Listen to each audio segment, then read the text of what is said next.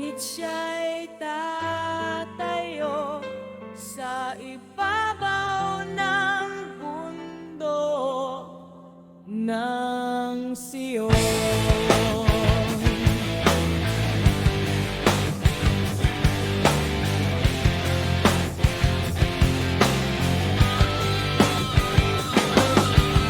At ang Sion ay darating at ipakikita sa lahat ng tao na nakahanda at nayari, gaya ng iyong nakita na ang burol ay inanyuan ng walang mga kamay.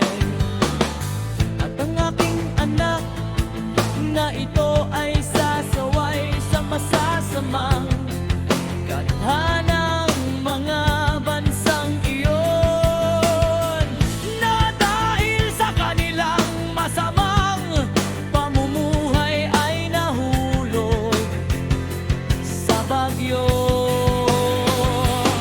At ilalapat sa harapan nila ang kanilang masasamang kaisipan, at ang mga pagdurusa na sa kanila'y magsisimula na gaya ng isang ningas, at kaniyang lilipulin sila ng walang hirap sa pamamagitan ng kautusan na katulad ko. At yamang iyong nakita na siya'y nagtipon ng ibang mapayapang karamihan sa kanya.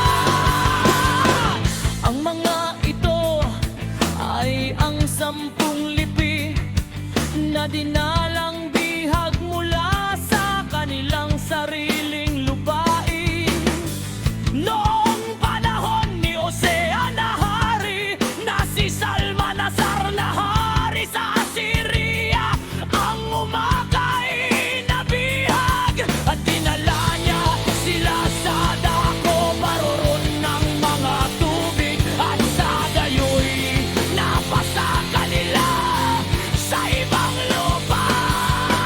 Datapuan kanilang pinagsanggunian nito sa kanilang sarili, na kanilang iwan ang karamihan ng pamahentil, at magsisiparoon sa lalong malayong lupain na kailan may hindi dinahananan sa katauhan, upang kanilang mapangalagaan doon ng kanilang mga palatuntunan na hindi nila pinangalagaan sa kanilang sariling lupain. At sila'y nagsipasok sa Euphrates, sa mga makipot na dako ng ilog, sapagkat nooy nagpakita ng mga tanda ang kataas-taasan para sa kanila, at pinigil ang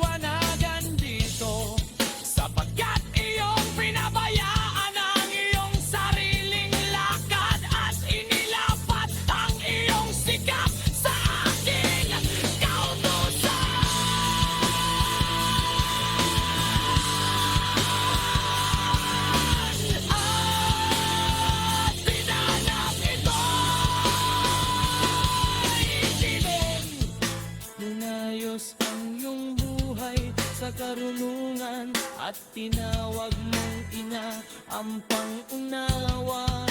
At dahil dito, ipinakita ko sa iyo ang mga kayamanan ng kataas-taasan, pagkakatunlan, kasalanan.